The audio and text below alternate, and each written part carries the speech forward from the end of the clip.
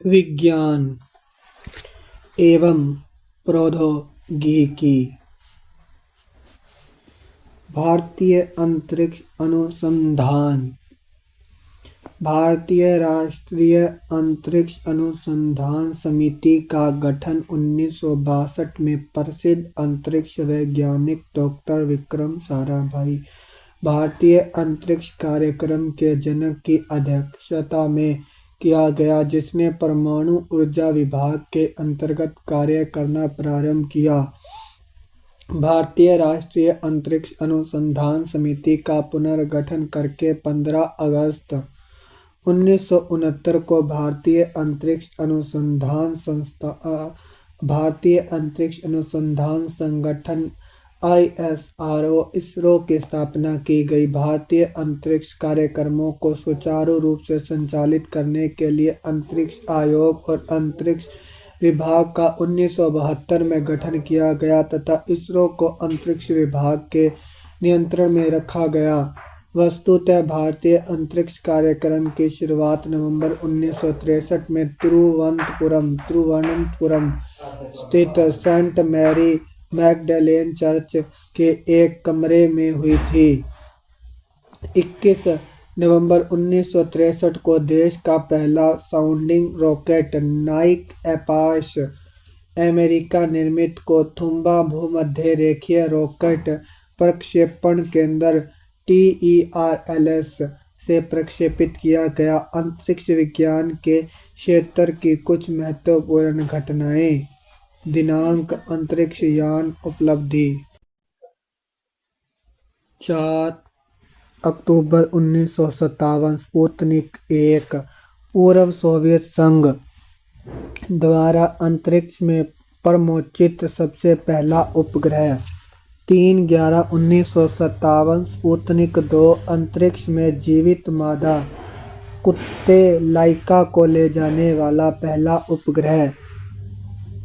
18 दिसंबर 1958 को अंतरिक्ष में स्थापित पहला संचार उपग्रह। 4 अक्टूबर 1959 लूना 3 पहला अंतरिक्ष यान जिसने चंद्रमा के उस पृष्ठ के चित्र भेजे जो पृथ्वी से दिखाई नहीं पड़ते हैं। 12/4/1961 वोस्टॉक 1 मानव द्वारा पहली अंतरिक्ष यात्रा। पूर्व सोवियत संघ के यूरी गागरिन ने पृथ्वी का एक परिक्रमण 12 अप्रैल 1961 में किया। 4 दिसंबर 1963 वोस्टॉक 6 पूर्व सोवियत संघ की वेलेंटाइना टेरेस्कोवा प्रथम महिला अंतरिक्ष यात्री बनी। 6 अप्रैल 1965 इंटेलसैट व्यावसायिक उपयोग के लिए पहला संचार उपग्रह। 16/11/1965 वेनेरा 3 पहला अंतरिक्ष यान जो किसी अन्य ग्रह अर्थात शुक्र ग्रह पर उतरा। 21 अक्टूबर 1968 लूना 9 चंद्रमा तल पर सफलतापूर्वक उतरने वाला पहला अंतरिक्ष यान। 14/11/1969 सोयूज 4 सबसे पहला प्रयोगात्मक अंतरिक्ष केंद्र। 16/7/1969 अपोलो 11 नील आर्मस्ट्रॉन्ग चंद्रमा पर कदम रखने वाला पहला मानव बना। इसके बाद एल्ड्रिन चंद्रमा की धरती पर उतरा। 19 मई 1971 मार्स 2 मंगल ग्रह पर पहली बार अंतरिक्ष यान का उतरना। अंतरिक्ष केंद्र और इकाइयां विक्रम साराभाई अंतरिक्ष केंद्र तिरुवनंतपुरम VSSC। यह केंद्र रॉकेट अनुसंधान तथा प्रक्षेपण यान विकास परियोजनाओं को बनाने और उन्हें क्रियान्वित करने में अग्रणी भूमिका निभाता है। अभी तक के सभी प्रक्षेपण यानों यथा SLV-3, ASLV, PSLV एवं GSLV को इसी केंद्र में विकसित किया गया है। इसरो उप उपग्रह केंद्र बेंगलुरु ISAC। इस केंद्र में उपग्रह परियोजनाओं के डिजाइन, निर्माण, परीक्षण और प्रबंध कार्य संपन्न किए जाते हैं। अंतरिक्ष उपयोग केंद्र अहमदाबाद SAC। इस केंद्र के प्रमुख कार्यों में दूरसंचार व टेलीविजन उपग्रह का प्रयोग, प्राकृतिक संसाधनों के सर्वेक्षण और प्रबंधन के लिए दूर संवेदन, मौसम विज्ञान, भूमापन, पर्यावरण प्रक्षेपण आदि शामिल हैं। SHAR केंद्र श्रीहरिकोटा। यह इसरो का प्रमुख प्रक्षेपण केंद्र है जो आंध्र प्रदेश के पूर्वी तट पर स्थित है। इस केंद्र में भारतीय प्रक्षेपण यान के ठोस ईंधन रॉकेट के विभिन्न चरणों का पृथ्वी पर परीक्षण तथा प्रणोदक का प्रसंस्करण भी किया जाता है। द्रव्य प्रणोदक प्रणाली केंद्र LPSC तिरुवनंतपुरम, बेंगलुरु और महेंद्रगिरी, तमिलनाडु में इस केंद्र की शाखाएं हैं। यह केंद्र इसरो के उपग्रह प्रक्षेपण यानों और उपग्रहों के लिए द्रव ईंधन से चलने वाली चालक नियंत्रण प्रणालियों और इंजनों के डिजाइन, विकास और आपूर्ति के लिए कार्यरत है। महेंद्रगिरी में द्रव ईंधन से चलने वाले रॉकेट इंजनों की परीक्षण सुविधा उपलब्ध है। इसरो टेलीमेट्री निगरानी एवं नियंत्रण नेटवर्क ISTRAC।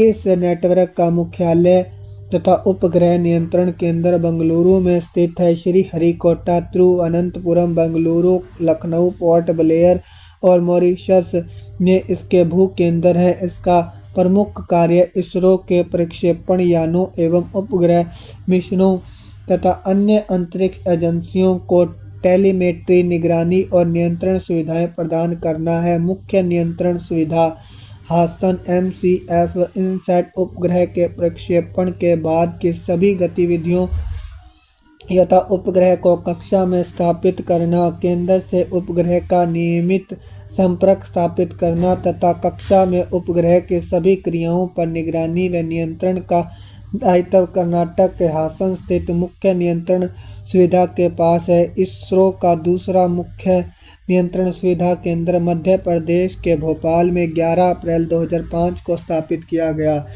इसरो जड़त्व प्रणाली इकाई तिरुवनंतपुरम IISU। इसरो की इस इकाई का प्रमुख कार्य प्रक्षेपण यानों और उपग्रहों के लिए जड़त्व प्रणाली का विकास करना है। भौतिक अनुसंधान प्रयोगशाला अहमदाबाद PIL अंतरिक्ष विभाग के अंतर्गत कार्यरत यह संस्थान अंतरिक्ष और संबंध विज्ञान में अनुसंधान एवं विकास करने वाला प्रमुख राष्ट्रीय केंद्र है।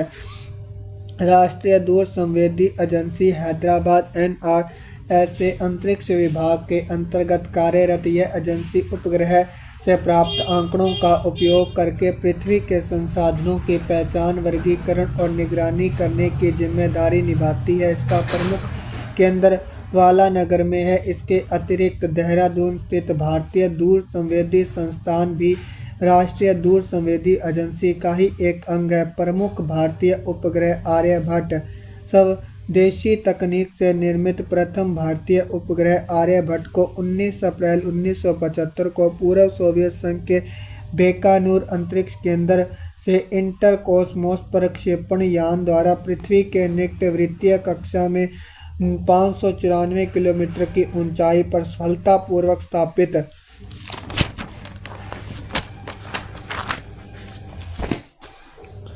किया गया। इसका वजन 360 किलोग्राम था। इस अभियान के 3 प्रमुख लक्ष्य थे: वायु विज्ञान प्रयोग, सौर भौतिकी प्रयोग तथा एक्स किरण खगोलिकी प्रयोग। इस उपग्रह में संचार व्यवस्था से जुड़े कुछ प्रयोग किए गए। विशुद्ध रूप से वैज्ञानिक उपग्रह के रूप में विकसित आर्यभट्ट को सक्रिय कार्यविधि मात्र 6 माह निर्धारित की गई थी, परंतु उन्होंने मार्च 1980 तक अंतरिक्ष से आंकड़े भेजने का कार्य किया। उपग्रहों के प्रकार, परिक्रमा पथ के मापदंडों के आधार पर उपग्रहों को 4 वर्गों में विभाजित किया जा सकता है।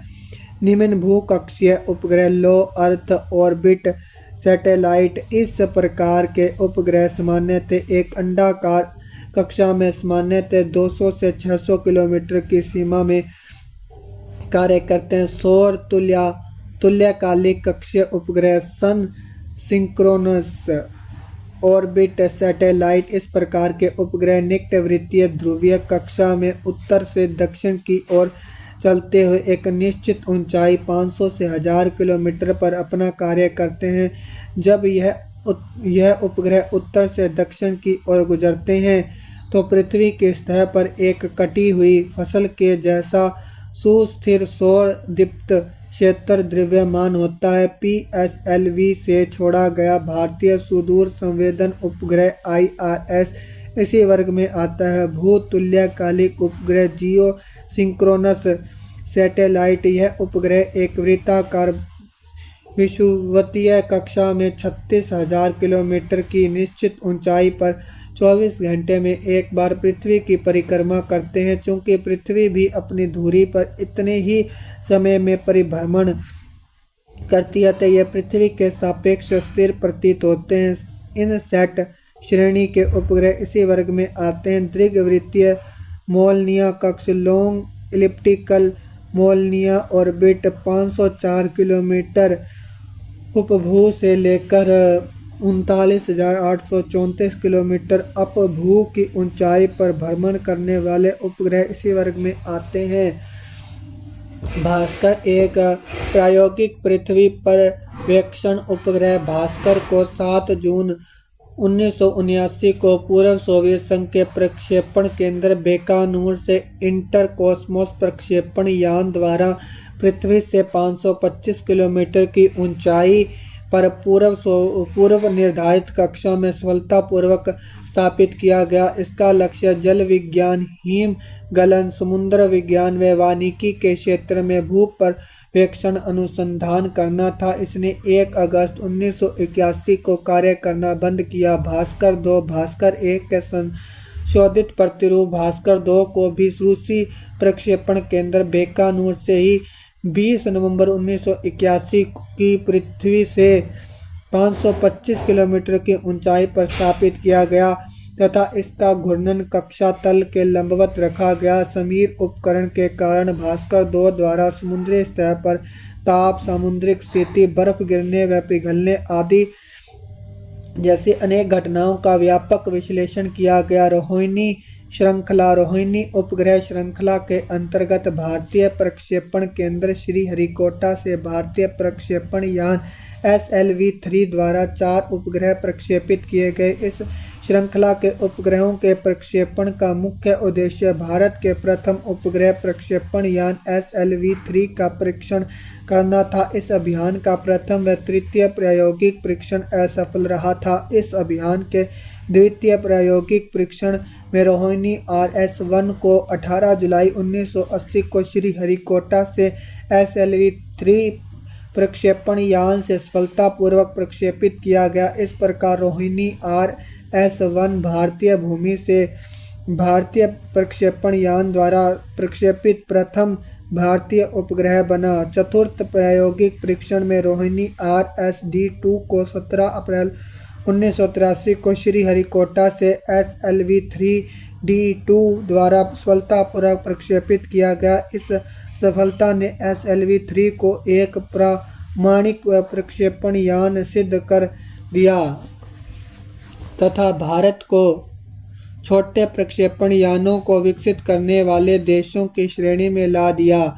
प्रायोगिक संचार उपग्रह एप्पल भारत का पहला संचार उपग्रह था जिसे भू-स्थितिक कक्षा में स्थापित किया गया। भारत के प्रथम प्रायोगिक संचार उपग्रह एप्पल को 19 जून 1981 को फ्रेंच गुयाना के कोरू अंतरिक्ष प्रक्षेपण केंद्र से यूरोपीय अंतरिक्ष एजेंसी एरियन 4 के प्रक्षेपण यान द्वारा भू-स्थिर कक्षा में लगभग 36,000 किलोमीटर की ऊंचाई पर स्थापित किया गया। इस उपग्रह का उपयोग राष्ट्रीय संचार व्यवस्था को आधुनिक बनाने, घरेलू संचार व्यवस्था, रेडियो नेटवर्क, डाटा संप्रेषण, दूर दराज के क्षेत्रों में संचार व्यवस्था स्थापित करने, भू-स्थितिक कक्षा में उपग्रहों के प्रक्षेपण की तकनीक का ज्ञान प्राप्त करने तथा संचार के लिए प्रयुक्त सी बैंड ट्रांसपोर्टर के प्रयोग आदि में किया गया। एप्पल से प्राप्त तकनीकी अनुभव ने इनसैट श्रृंखला के निर्माण एवं विकास में महत्वपूर्ण भूमिका निभाई।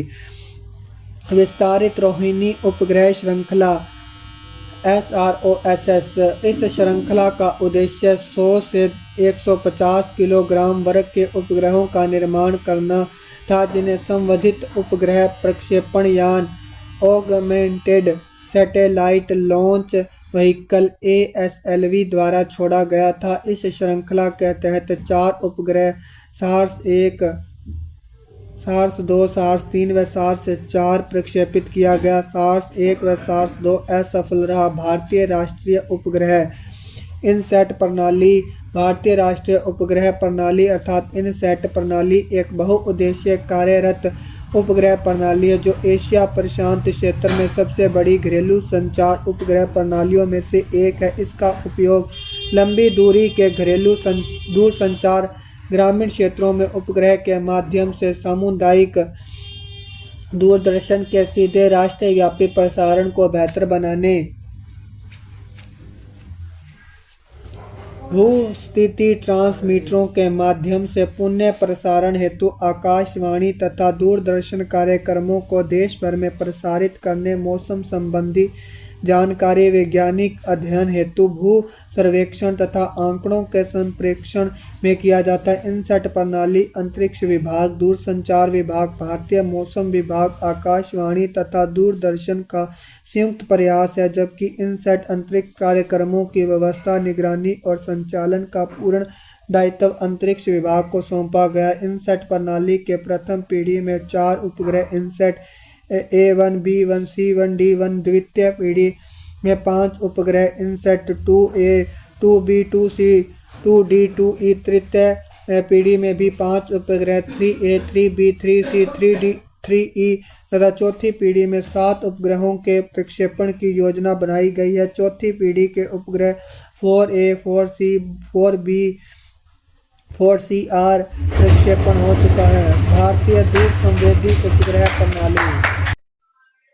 भारत में राष्ट्रीय प्राकृतिक संसाधन प्रबंधन प्रणाली की सहायता के लिए भारतीय दूर संवेदी उपग्रह प्रणाली Indian remote sensing satellite IRS का विकास किया गया है। इसका मुख्य उद्देश्य प्राकृतिक संसाधनों, मृदा, जल, भूजल, सागर, वन आदि का सर्वेक्षण और सतत निगरानी करना है। दूर संवेदी उपग्रह प्रणाली के अंतर्गत पृथ्वी के गर्भ में छिपे संसाधनों को स्पर्श किए बिना प्रकीर्णन विधि द्वारा विश्वसनीय और प्रामाणिक जानकारी उपलब्ध कराई जाती है। इसके तहत उपग्रह में लगे इलेक्ट्रॉनिक कैमरों से पृथ्वी पर स्थित वस्तुओं का चित्र लेते हैं और इन चित्रों के विश्लेषण से जानकारी प्राप्त करते हैं। दूर संवेदी उपग्रह के उपयोग से सुदूर संवेदन की प्रक्रिया को एक निश्चित अंतराल के बाद दोहराकर किसी स्थान विशेष पर समयानुसार हो रहे परिवर्तनों का बारीकी से अध्ययन किया जा सकता है। वर्तमान में IRS उपग्रह किसी विशेष स्थान पर लगभग प्रत्येक 3 सप्ताह के बाद गुजरता है। इस प्रणाली के तहत प्रक्षेपित किए गए उपग्रह IRS A1, IRS A1B, IRS 1E, IRS P2, IRS 1C, IRS P4, IRS P6, Cartosat 1, 2 और 3 आदि। कार्टोसैट 1 देश का प्रथम मैपिंग सैटेलाइट है।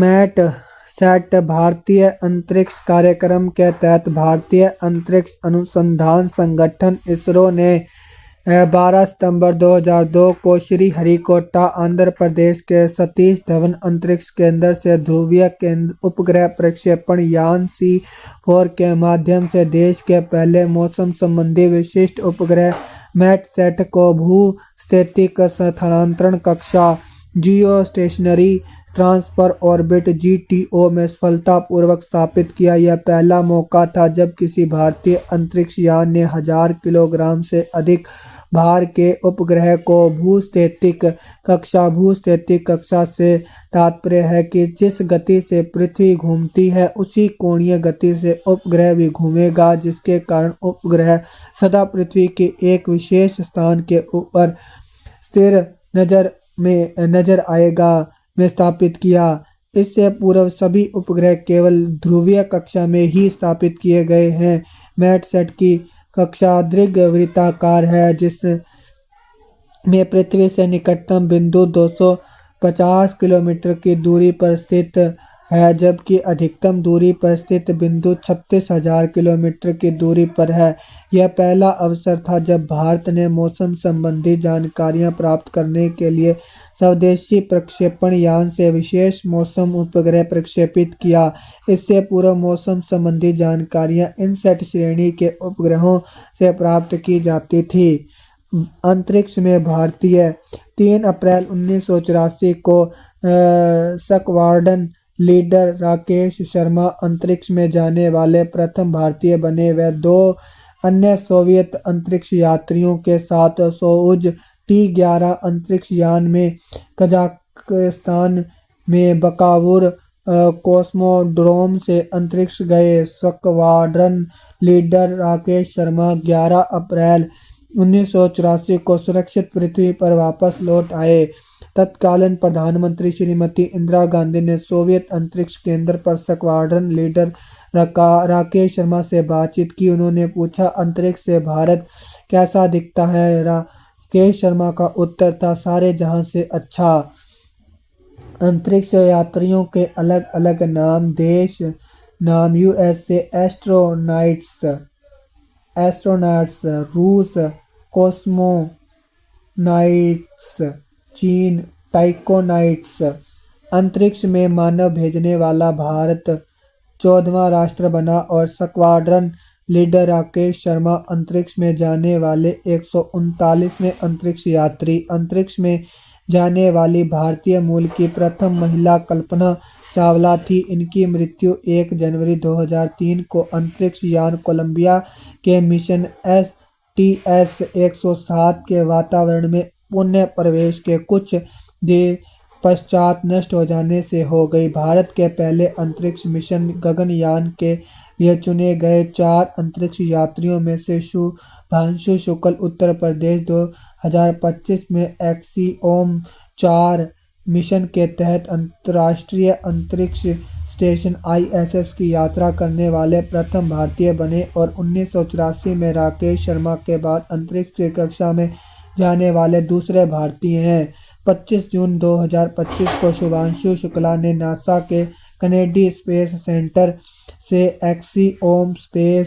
एक्सियोम 4 मिशन के तहत अंतरिक्ष यात्रा शुरू की। इस मिशन में वे 4 सदस्यीय दल के साथ फॉल्कन 9 रॉकेट द्वारा ड्रैगन स्पेसक्राफ्ट में सवार होकर ISS गए। इस मिशन में कुल 60 वैज्ञानिक प्रयोग किए जाएंगे, जिसमें 7 इसरो का है और शुभांशु शुक्ला इनमें से 5 में सक्रिय भागीदारी करेंगे। शुभांशु शुक्ला को 2019 में रूस के यूरी गागरिन ट्रेनिंग सेंटर में अंतरिक्ष यात्री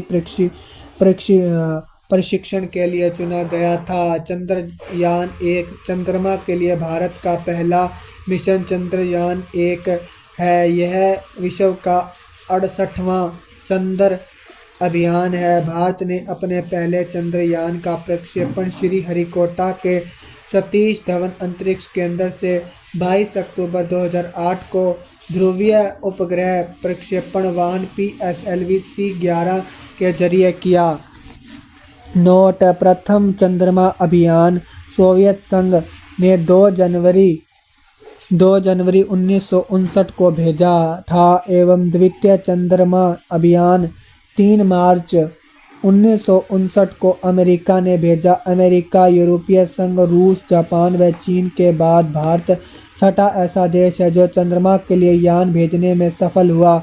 11 पेलोड युक्त चंद्रयान-1 से सिग्नल प्राप्त करने के लिए 32 मीटर व्यास के एक विशाल एंटीना की स्थापना कर्नाटक में बेंगलुरु से 40 किलोमीटर दूर व्यालालू में की गई। यह प्रथम अवसर था जब एक साथ 11 उपकरण विभिन्न अध्ययनों के लिए किसी यान के साथ भेजे गए हैं। 14 नवंबर 2008 को वैज्ञानिक उपकरण मून इम्पैक्ट प्रोब को चंद्रमा की ध्रुवीय क्षेत्र में शाकेल्टन गड्ढे के पास छोड़ दिया गया। मून इम्पैक्ट प्रोब के चारों ओर भारतीय ध्वज चित्रित है। यह चांद पर भारत की मौजूदगी का एहसास कराएगा। 29 अगस्त 2009 को चंद्रयान 1 को नियंत्रण कक्ष में संपर्क टूट गया। 29 अगस्त 2009 को चंद्रयान 1 का नियंत्रण कक्ष से संपर्क टूट गया। 30 अगस्त 2009 को इसरो ने चंद्रयान प्रथम मिशन को औपचारिक रूप से समाप्त कर दिया। चंद्रयान 1 का मून इम्पैक्ट प्रोब चंद्रमा की सतह पर जिस स्थान पर उतरा था उस स्थान का नाम जवाहर बिंदु रखा गया।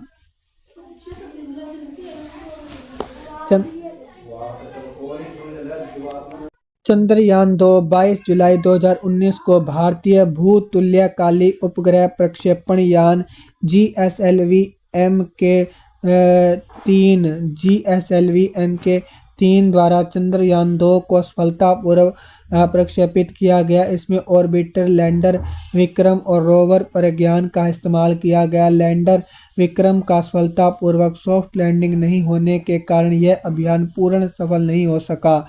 जिस स्थान पर चंद्रयान 2 का लैंडर चंद्रमा की सतह पर दुर्घटनाग्रस्त हुआ था उस स्थान का नाम तिरंगा रखा गया है। चंद्रयान 3 यह भारतीय अंतरिक्ष अनुसंधान संगठन इसरो द्वारा भेजा गया तीसरा भारतीय चंद्र मिशन है। इसका प्रक्षेपण 14 जुलाई 2023 को 2:35 पर सतीश धवन अंतरिक्ष केंद्र श्रीहरिकोटा में LV-M3M4 रॉकेट के द्वारा किया गया। इसमें चंद्रयान 2 के समान एक लैंडर व एक रोवर है, लेकिन इसमें ऑर्बिटर नहीं है। इसके लैंडर का नाम विक्रम एवं रोवर का नाम प्रज्ञान है। लैंडर विक्रम ने 23 अगस्त 2023 के दिन 6:04 भारतीय समयानुसार पर चंद्रमा के दक्षिणी ध्रुव पर सॉफ्ट लैंडिंग किया। इसी के साथ भारत चंद्रमा के दक्षिणी ध्रुव पर सफलतापूर्वक अंतरिक्ष यान उतारने वाला पहला और चंद्रमा पर उतरने वाला चौथा देश बन गया। लैंडर विक्रम चंद्रमा पर जिस स्थान पर उतरा उसे शिव शक्ति बिंदु नाम दिया गया। नोट: जापान के मून लैंडर SLIM मून स्पाइनर ने 19 जनवरी 2024 को चंद्रमा पर सफल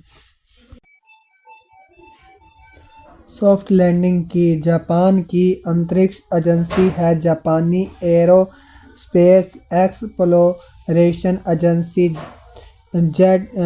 JAXA। अमेरिका की एक निजी कंपनी इंट्यूटिव मशीन्स ने अपने 6 पैरों वाला रोबोट लैंडर ओडिसियस को 23 फरवरी 2024 को चंद्रमा के दक्षिण ध्रुव के निकट मालापर्यटे नाम के क्रेटर में सॉफ्ट लैंडिंग कराने में सफल रहा। ओडियस का प्रक्षेपण स्पेस एक्स के फॉल्कन 9 रॉकेट के जरिए नासा के केनेडी स्पेस सेंटर से 15 फरवरी 2024 को किया गया। इसके साथ ही एक्टिव मिशन चंद्रमा की सतह पर अंतरिक्ष यान उतारने वाली विश्व की निजी कंपनी हो गई। इससे पूर्व यह उपलब्धि अमेरिका, रूस, चीन, भारत व जापान की सरकारी एजेंसियों को ही प्राप्त थी।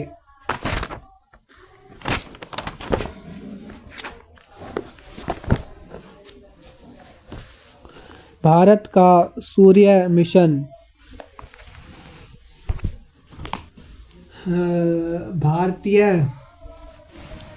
भारतीय अंतरिक्ष संगठन इसरो ने अपने पहले सौर मिशन आदित्य L1 का प्रक्षेपण 2 सितंबर 2023 को किया। इसका प्रक्षेपण PSLV C57 रॉकेट का उपयोग करके किया गया। आदित्य L1 1.5 मिलियन किलोमीटर की दूरी से सूर्य का अध्ययन करने वाला पहला अंतरिक्ष आधारित वेधशाला श्रेणी का भारतीय सौर मिशन है।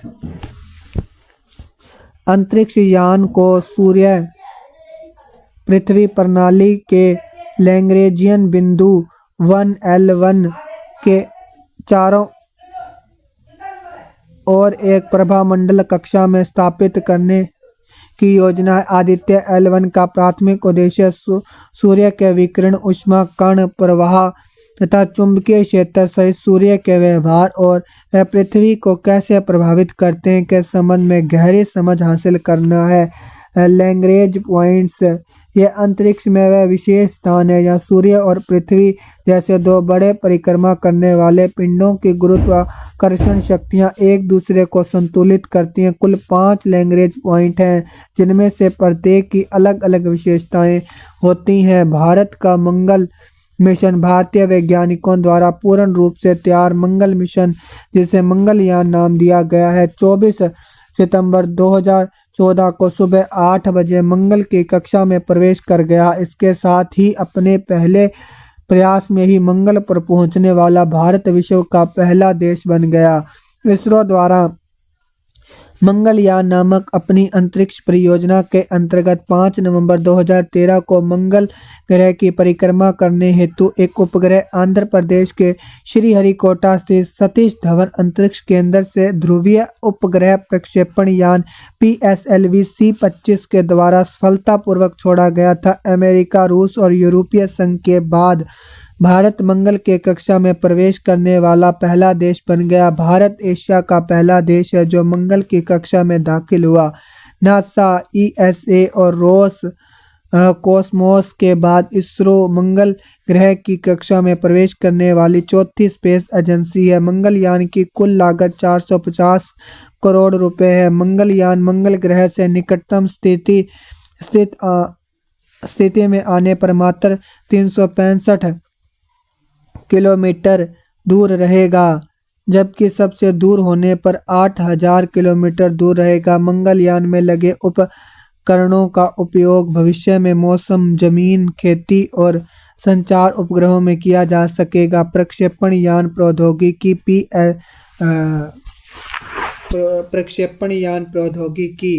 SLV-3 satellite launch vehicle SLV-3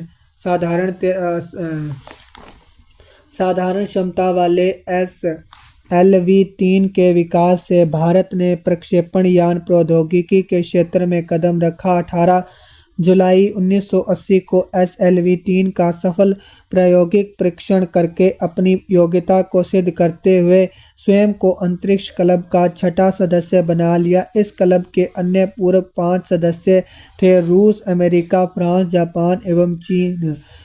SLV-3 एक 4 चरणों वाला साधारण क्षमता का उपग्रह प्रक्षेपण यान था जो 40 किलोग्राम भार वर्ग के उपग्रहों को पृथ्वी की निचली कक्षा में स्थापित कर सकता था। इसका ईंधन प्रणोदक ठोस था। SLV-3 का कुल 4 प्रायोगिक प्रक्षेपण किए गए, जिनमें द्वितीय तथा चतुर्थ प्रक्षेपण पूर्णतः सफल रहा। 17 अप्रैल 1983 की SLV-3 की चतुर्थ एवं अंतिम उड़ान द्वारा रोहिणी RSD-2 को सफलतापूर्वक निर्धारित कक्षा में स्थापित करने के बाद इस उपग्रह प्रक्षेपण यान के कार्यक्रम को बंद कर दिया गया।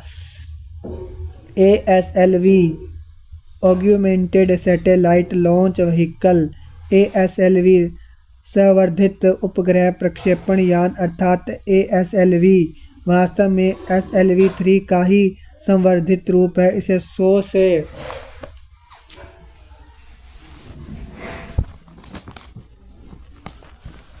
से 150 किलोग्राम भार वर्ग के उपग्रहों को पृथ्वी की निचली कक्षा में स्थापित करने के उद्देश्य से विकसित किया गया था।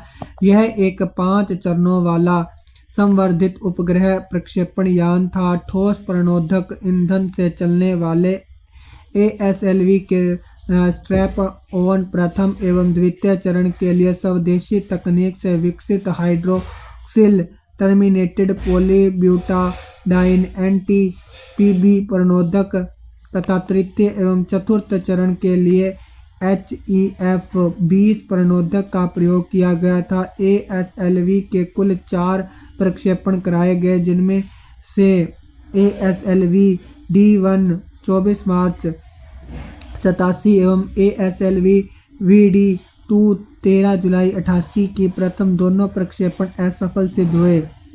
PSLV polar satellite launch vehicle PSLV 1200 kilogram भार वर्ग तक के दूर संवेदी उपग्रहों को 900 किलोमीटर ऊंचाई तक की ध्रुवीय सूर्य तुल्यकालिक समकालिक कक्षा में स्थापित करने के उद्देश्य से PSLV का देश में विकास किया गया। PSLV एक 4 चरणों वाला ध्रुवीय उपग्रह प्रक्षेपण यान है जिसके प्रथम एवं तृतीय चरण में ठोस प्रणोदकों तथा तृतीय एवं चतुर्थ चरण में द्रव्य प्रणोदकों का उपयोग किया जाता है। ठोस प्रणोदकों के अंतर्गत हाइड्रोक्सिल टर्मिनेटेड पॉलीब्यूटाडाइन HTPB का ईंधन के रूप में तथा अमोनिया पर क्लोरेट का ऑक्सीकारक के रूप में प्रयोग किया जाता है, जबकि द्रव प्रणोदक के रूप में मुख्य रूप से अनसिमेट्रिकल डाई मिथाइल हाइड्राजाइन एवं N2O4 का प्रयोग किया जाता है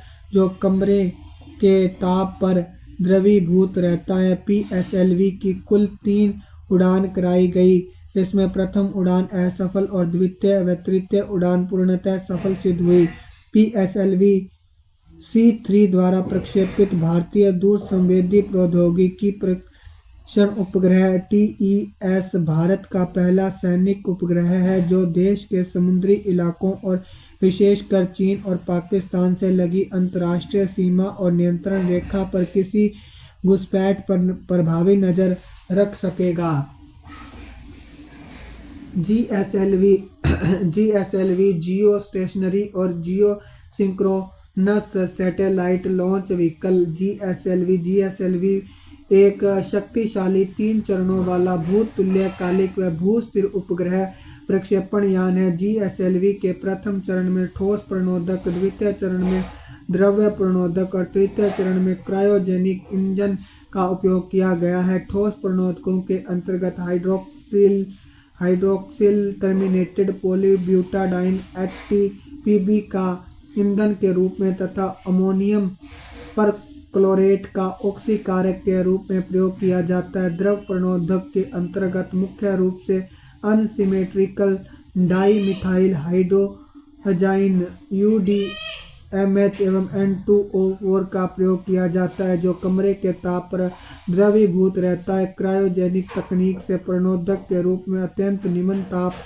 पर द्रव हाइड्रोजन -250 डिग्री सेल्सियस एवं द्रव ऑक्सीजन -183 डिग्री सेल्सियस का प्रयोग होता है। GSLV की पहली विकासात्मक परीक्षण उड़ान 28 मार्च 2001 को असफल रहा था। GSLV D1 ने भी प्रायोगिक संचार उपग्रह GSAT-1 को 36,000 किलोमीटर की ऊंचाई पर स्थित भूस्थैतिक स्थानांतरण कक्षा में स्थापित नहीं कर सका और लगभग 1000 किलोमीटर नीचे रह गया, लेकिन GSLV D2 ने प्रायोगिक संचार उपग्रह GSAT-2 वजन 1800 किलोग्राम को पृथ्वी के समानांतर कक्षा में 36,000 किलोमीटर ऊपर स्थापित कर दिया तथा इसका इंडोनेशिया के BAK और कर्नाटक के हासन स्थित मुख्य नियंत्रण प्रणाली से संपर्क हो गया। GSLV D2 को श्रीहरिकोटा स्थित सतीश धवन अंतरिक्ष केंद्र से 8 मई 2003 को सफलतापूर्वक प्रक्षेपित किया गया। इस सफलता के बाद भारत उन 5 देशों अमेरिका, रूस, यूरोपीय संघ, जापान और चीन के एलीट ग्रुप में शामिल हो गया जो भूस्थैतिक प्रक्षेपण में अपनी योग्यता सिद्ध कर चुका। क्रायोजेनिक प्रौद्योगिकी। क्रायोजेनिक का शाब्दिक अर्थ निम्नतापी की है। यह ग्रीक भाषा का शब्द क्रायोस से बना है जो बर्फ के समान शीतलता के लिए प्रयुक्त होता है। निम्नतापी की विज्ञान में 0 डिग्री सेल्सियस से 150 डिग्री सेल्सियस नीचे के तापमान को क्रायोजेनिक तापमान कहा जाता है। निम्न ताप अवस्था क्रायोजेनिक अवस्था वाले इंजनों में अति निम्न ताप -250 डिग्री सेल्सियस पर हाइड्रोजन का ईंधन के रूप में तथा ऑक्सीजन का -183 डिग्री सेल्सियस का ऑक्सीकारक के रूप में प्रयोग होता है। इस प्रौद्योगिकी इनमें इन प्रणोदकों को तरल अवस्था में ही प्रयोग किया जाता है। इसमें ईंधन को परम तापीय अवस्था में प्रयोग करने की विशेषता के कारण इसे क्रायोजेनिक इंजन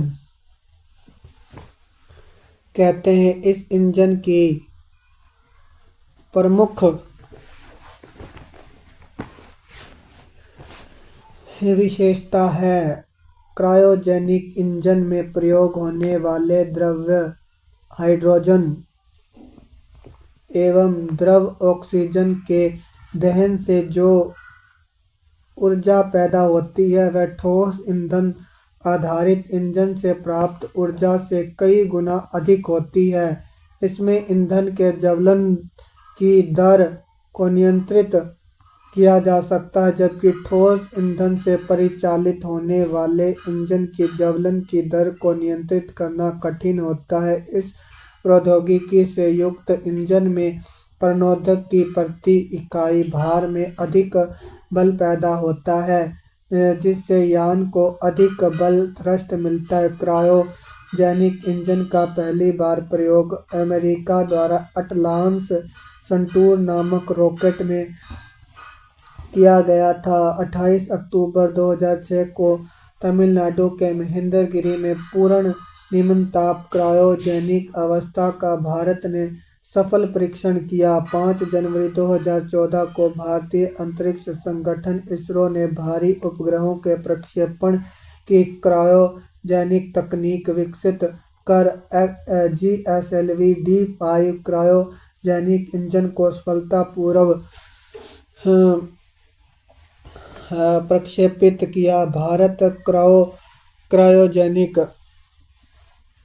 तकनीक का सफल परीक्षण करने वाला छठा देश है। भारत से पूर्व यह क्षमता अमेरिका, रूस, चीन, जापान और फ्रांस ने प्राप्त की है। भारतीय परमाणु अनुसंधान डॉक्टर होमी जे भाभा की अध्यक्षता में 10 अगस्त 1948 को परमाणु ऊर्जा आयोग की स्थापना के साथ ही परमाणु ऊर्जा अनुसंधान की भारतीय यात्रा आरंभ हुई। भारत के प्रधानमंत्री की अध्यक्षता में परमाणु ऊर्जा कार्यक्रमों के कार्यान्वयन हेतु अगस्त 1954 में परमाणु ऊर्जा विभाग की स्थापना की गई। परमाणु ऊर्जा के सभी कार्यक्रम प्रधानमंत्री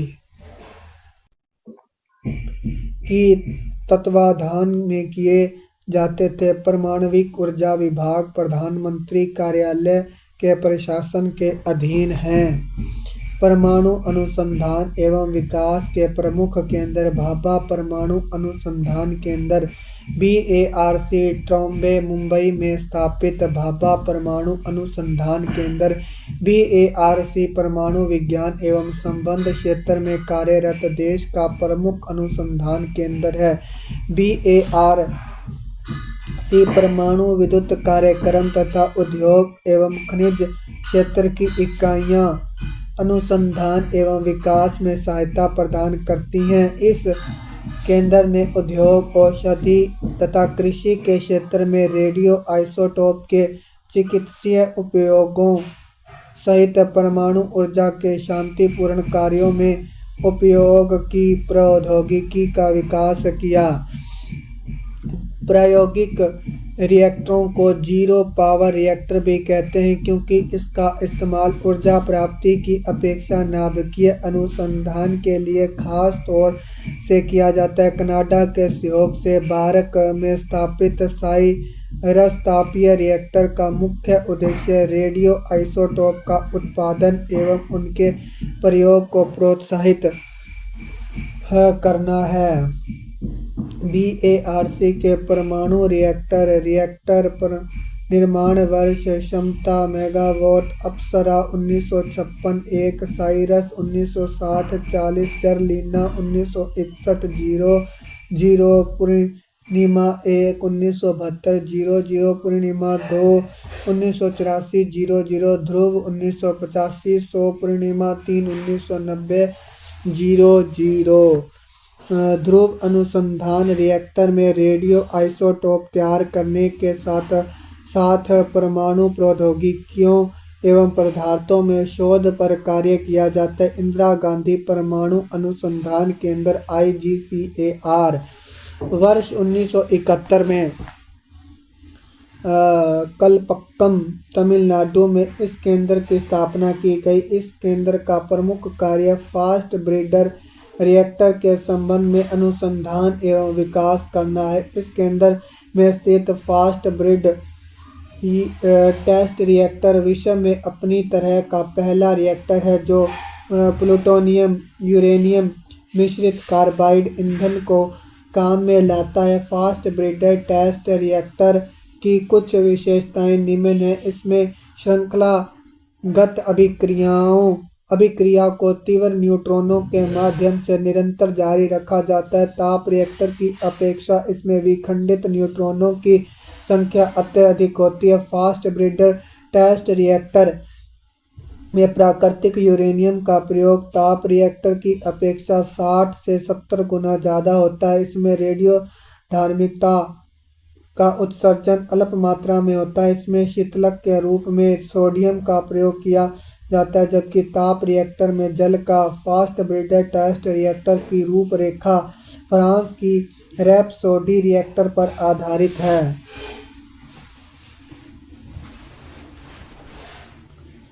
कामिनी संक्षिप्त रूप है कलपक्कम मिनी रिएक्टर का।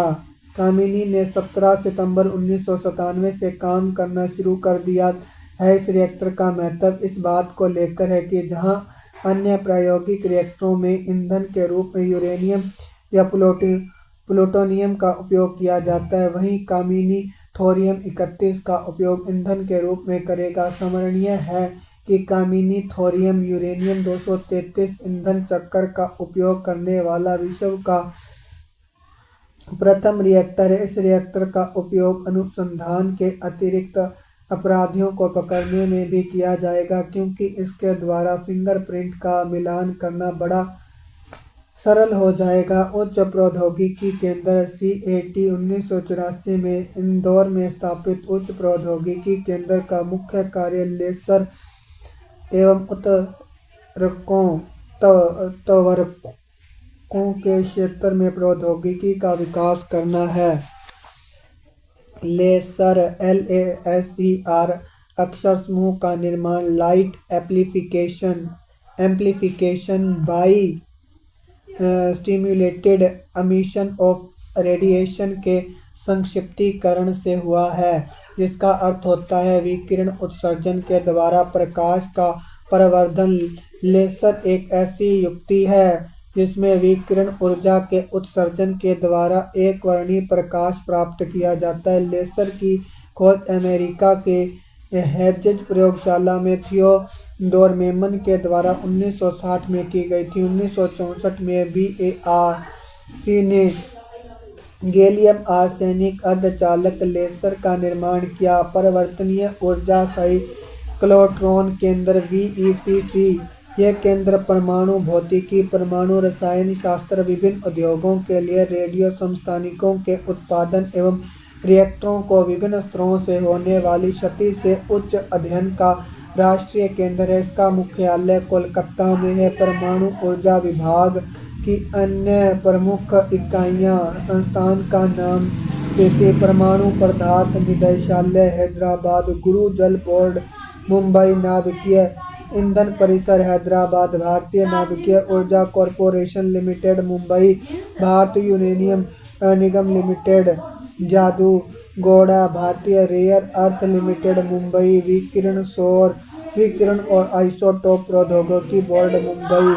परमाणु परीक्षण 18 मई 1974 में पोखरण जैसलमेर राजस्थान में भारत ने स्वदेशी पहला परीक्षणीय परमाणु विस्फोट किया। यह बम 12 किलो टन क्षमता का था। इसका कोड नाम स्माइलिंग बुद्धा था।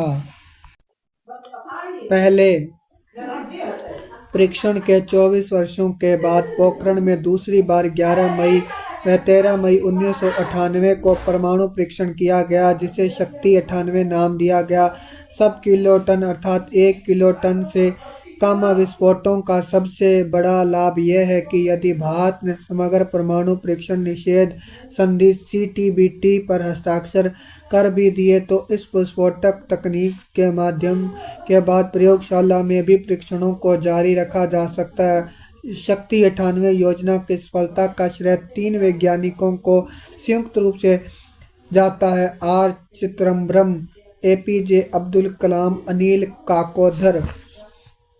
शक्ति 98 के अंतर्गत परमाणु परीक्षण तिथि प्रक्रिया क्षमता 11 मई 1998, थर्मोन्यूक्लियर 13 किलोटन 11 मई 1998, विखंडन 15 किलोटन 11 मई 1998, लो यील्ड 0.2 किलोटन 13 मई 1998, लो यील्ड 0.3 किलोटन 13 मई 1998, लो यील्ड 0.5 किलोटन।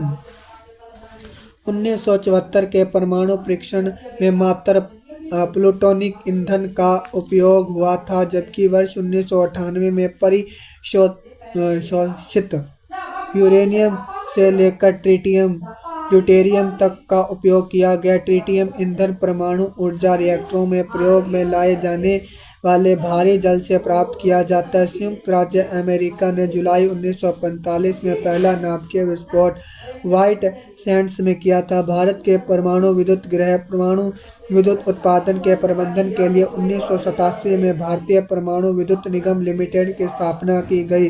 तारापुर परमाणु विद्युत गृह संयुक्त राज्य अमेरिका की सहायता से स्थापित भारत का पहला परमाणु विद्युत संयंत्र है। यहाँ अमेरिका से आयातित व संवर्धित यूरेनियम का ईंधन के रूप में प्रयोग होता है। इस विद्युत गृह के लिए आवश्यक ईंधन की आपूर्ति अंतिम समय तक संयुक्त राज्य अमेरिका द्वारा की जाएगी।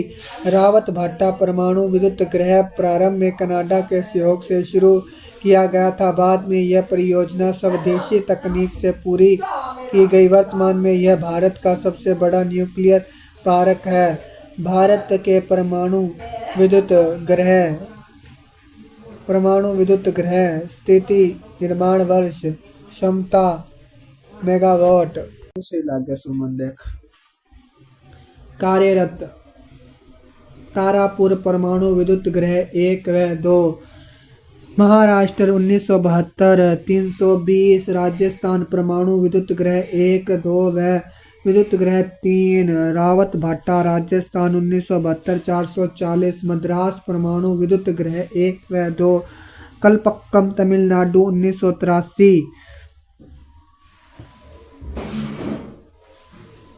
470 नरोरा परमाणु विद्युत गृह 1 व 2 बुलंदशहर उत्तर प्रदेश 1991, 417 काकरापारा परमाणु विद्युत गृह 1 व 2 सूरत गुजरात 1993, 220 केगा परमाणु विद्युत गृह 1 व 2 कर्नाटक 1999, 440 निर्माणाधीन काकरापार परमाणु विद्युत गृह 3 सूरत गुजरात 440 राजस्थान परमाणु विद्युत गृह 4 रावत भाटा राजस्थान 440 कुंडनकुल्लम परमाणु विद्युत गृह 1 व 2 कन्याकुमारी तमिलनाडु 2000 निर्माण हेतु संस्तुति तारापुर परमाणु विद्युत गृह 3 व 4 महाराष्ट्र 1000 राजस्थान परमाणु विद्युत गृह 5, 6, 7, 8 रावत भाटा राजस्थान 2000 विश्व का पहला परमाणु बिजली घर रूस में स्थापित किया गया था। दूसरा USA में भारतीय रक्षा प्रौद्योगिकी रक्षा क्षेत्र में अनुसंधान व विकास के लिए रक्षा अनुसंधान एवं विकास संगठन की स्थापना वर्ष 1958 में की गई। इस समय से कुछ अन्य प्रौद्योगिकीय संस्थानों के साथ मिलाकर स्थापित किया गया। 1980 में स्वतंत्र रक्षा अनुसंधान व विकास विभाग को गठित किया गया। रक्षा अनुसंधान एवं विकास संगठन DRDO के प्रमुख एवं महानिदेशक रक्षा मंत्री के वैज्ञानिक सलाहकार होते हैं। इस संगठन का मुख्यालय नई दिल्ली में है। रक्षा उत्पादन विभाग एवं रक्षा आपूर्ति विभाग का 1984 में विलय करके रक्षा उत्पादन एवं आपूर्ति विभाग की स्थापना की गई। भारतीय प्रक्षेपास्त्र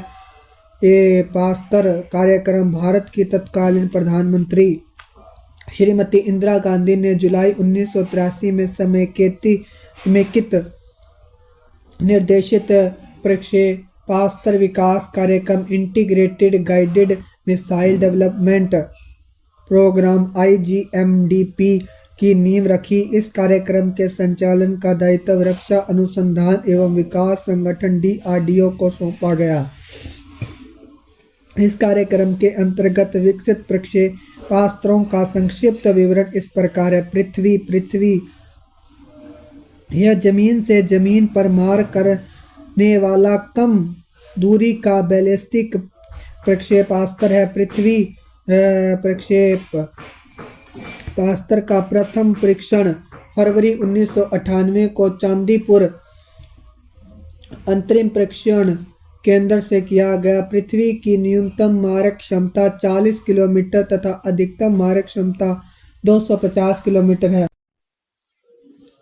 त्रिशूल यह कम दूरी की जमीन से हवा में मार करने वाला प्रक्षेपास्त्र है। इसकी मारक क्षमता 500 मीटर से 9 किलोमीटर तक है। यह मेक 2 की गति से निशाने को भेद सकता है। आकाश यह जमीन से हवा में मार करने वाला मध्यम दूरी का बहुलक्ष्य प्रक्षेपास्त्र है। इसकी मारक क्षमता लगभग 25 किलोमीटर है। आकाश पहली ऐसी भारतीय प्रक्षेपास्त्र है जिसके प्रणोदक में रामजेट सिद्धांतों का प्रयोग किया गया है। इसकी तकनीकी को दृष्टिगत करते हुए इसकी तुलना अमेरिकी पैट्रियट मिसाइल से की जा सकती है। यह परंपरागत एवं परमाणु आयुध को ढोने की क्षमता रखता है तथा इसे मोबाइल लॉन्चर से भी छोड़ा जा सकता है। अग्नि श्रेणी में 5 प्रक्षेपास्त्र अग्नि 1, अग्नि 2, अग्नि 3, अग्नि 4, अग्नि 5।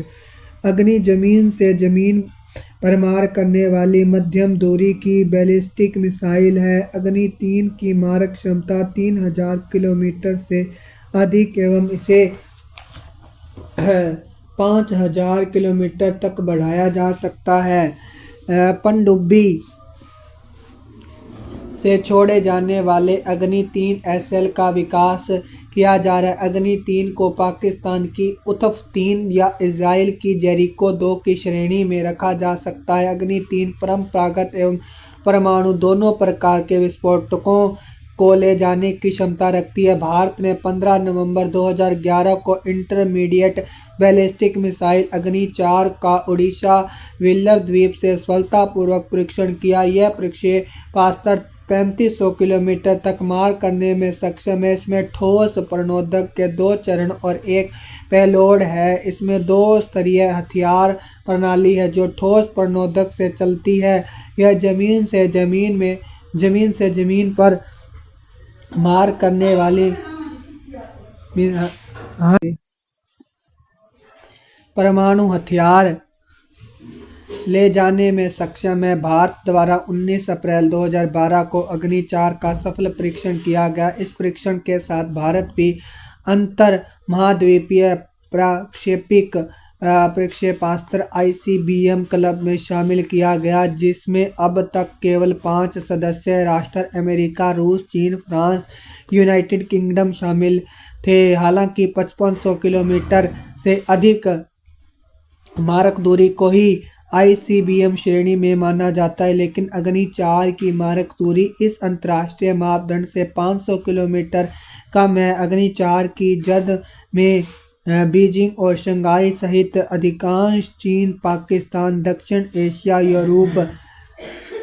यूरोप तथा अफ्रीका के कुछ हिस्से आते हैं। अमेरिका और ऑस्ट्रेलिया अग्नि 4 की सीमा से बाहर है। इसमें सैटेलाइट प्रक्षेपण की क्षमता है। इससे अनेक छोटे छोटे मिसाइलों को छोड़ा जा सकता है। अग्नि 4 सैटेलाइट रोधी मिसाइल है। नाग यह टैंक रोधी निर्देशित प्रक्षेपास्त्र है। इसकी मारक क्षमता 4 किलोमीटर है। इसका प्रथम सफल परीक्षण नवंबर 1990 में किया गया। इसे दागो और भूल जाओ टैंकरोधी प्रक्षेपास्त्र भी कहा जाता है, क्योंकि इसे एक बार दागे जाने के पश्चात पुनः निर्देशित करने की आवश्यकता नहीं है।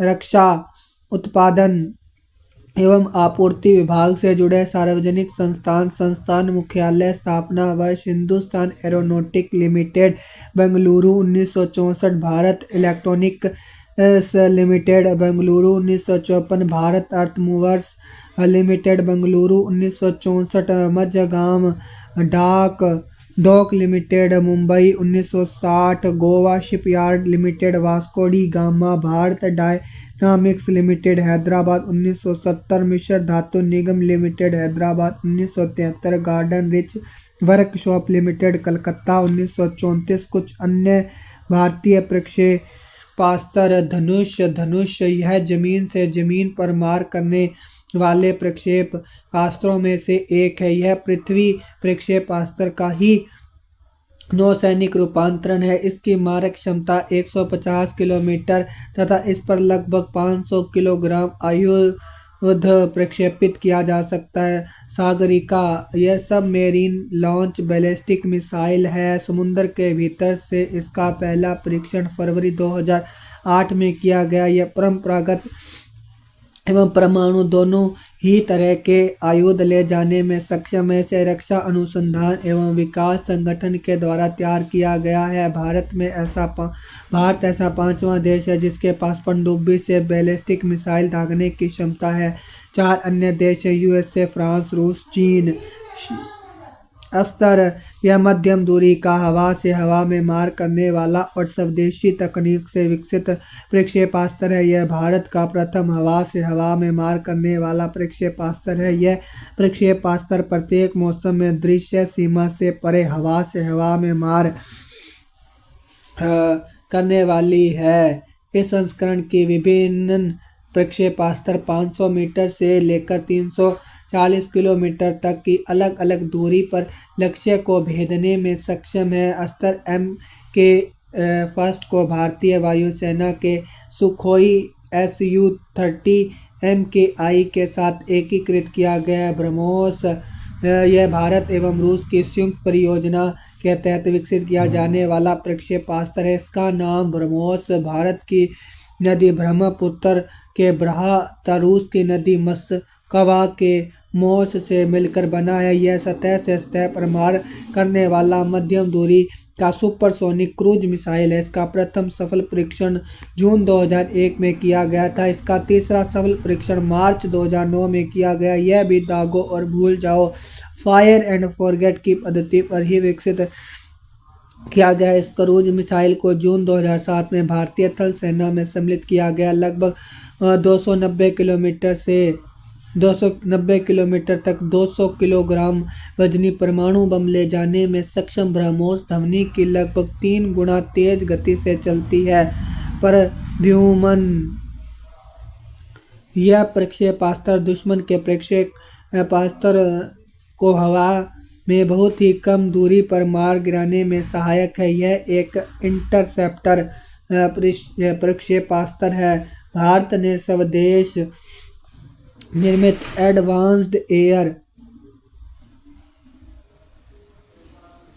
डिफेंस AAD-02 मिसाइल का परीक्षण ओडिशा के पूर्वी तट पर स्थित एकीकृत परीक्षण रेंज 6 दिसंबर 2007 को किया। एंटी रेडिएशन मिसाइल रुद्रम इस मिसाइल को भारत के रक्षा अनुसंधान और विकास संगठन द्वारा डिजाइन और विकसित किया गया है।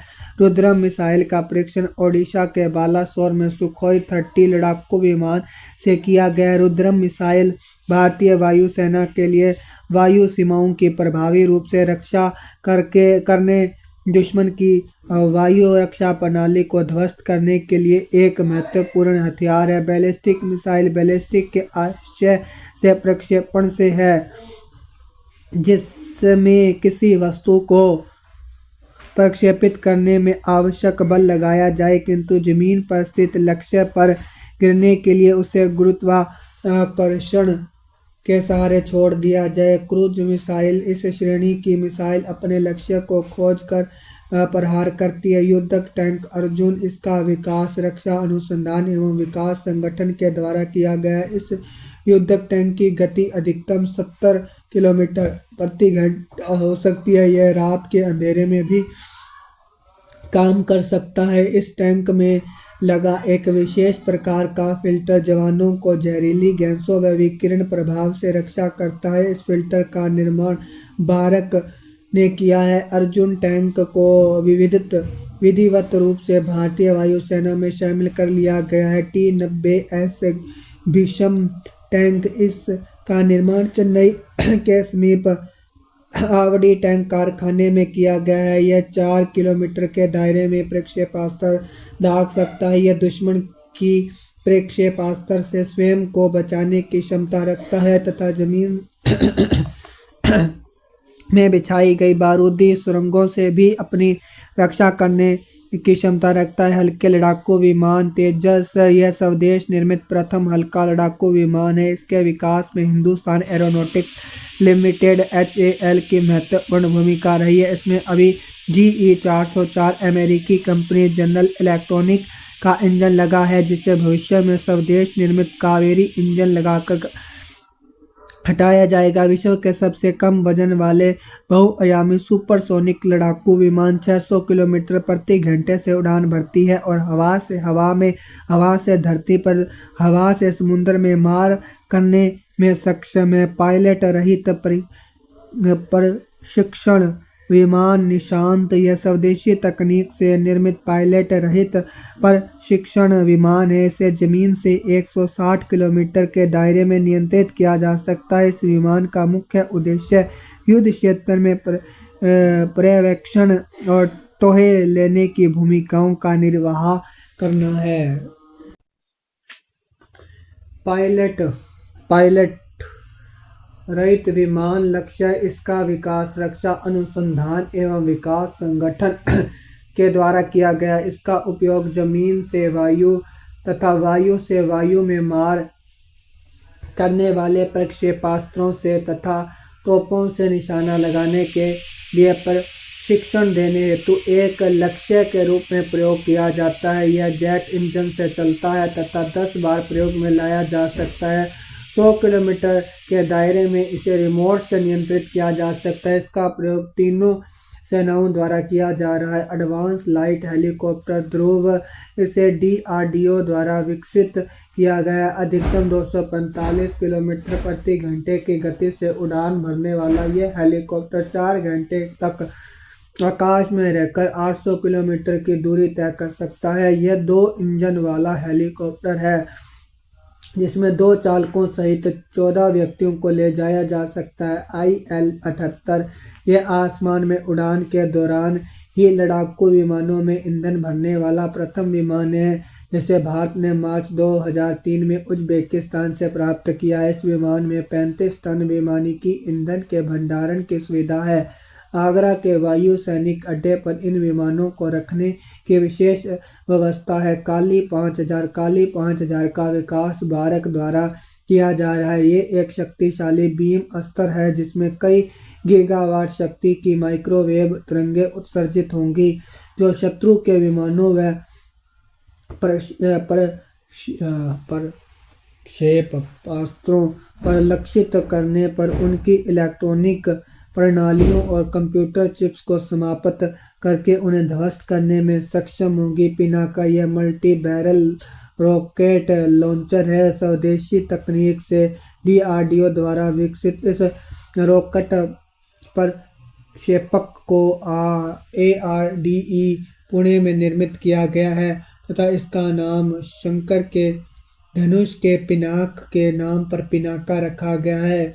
इसके द्वारा मात्र 40 सेकंड में ही 100 किलोग्राम वजन के एक के बाद एक 12 रॉकेट प्रक्षेपित किए जा सकते हैं, जो कम से कम 7 और अधिक से अधिक 39 किलोमीटर दूर तक दुश्मन के खेमे में तबाही मचा सकते हैं। विविध स्टेल्थ प्रौद्योगिकी, स्टेल्थ वायुयान और स्टेल्थ जहाज का विकास स्टेल्थ प्रविधि पर आधारित है। यह तकनीक सैन्य युक्तियों का एक पहलू है। इस तकनीक के द्वारा वायुयान जहाज, पनडुब्बियों, मिसाइल और उपग्रहों को रडार, इंफ्रारेड सोनार और अन्य खोजी पद्धतियों की पहुंच से अदृश्य बनाया जाता है। इस तकनीक का विकास द्वितीय विश्व युद्ध के दौरान जर्मनी ने किया। हौटन हो 229 को प्रथम स्टील्थ एयरक्राफ्ट कहा जाता है। संयुक्त राज्य अमेरिका के सुप्रसिद्ध आधुनिक स्टील्थ वायुयान में F-117 Nighthawk, the B two Spirit, the F-22 Raptor और F-35 लाइटनिंग सेकंड शामिल है। रडार का एंटीना प्रतिबिंब के आने का समय मापता है और उस सूचना के आधार पर बताता है कि वस्तु कितनी दूरी पर है। मानव रहित वायुयान ड्रोन्स ऐसे वायुयान जिन्हें जमीन से नियंत्रित किया जाता है, जो पूर्व नियोजित मिशन का अनुसरण करते हुए स्वायत्त रूप से चालित होते हैं। ड्रोन्स मुख्य रूप से दो वर्गों में होते हैं। एक वो जिन्हें निगरानी के उद्देश्य से बनाया जाता है और दूसरे वह जो मिसाइल एवं बम से सुसज्जित होते हैं। ये सैन्य वायुयान से काफ़ी सस्ते होते हैं और रिमोट कंट्रोल द्वारा उड़ाए जाते हैं तथा फ्लाइट कर्मी को कोई खतरा नहीं होता। ड्रोन के संचालन में एक व्यक्ति ड्रोन को उड़ाता है, दूसरा कैमरों एवं संवेदकों का संचालन एवं निगरानी करता है और तीसरा व्यक्ति युद्ध क्षेत्र में सैनिकों कार्मिकों के साथ संपर्क में बना रहता है। शस्त्रों सुसज्जित ड्रोन का इस्तेमाल पहली बार बाल्कन युद्ध में किया गया, लेकिन इनके इस्तेमाल में आशातीत वृद्धि अफगानिस्तान, इराक और पाकिस्तान में हुई है।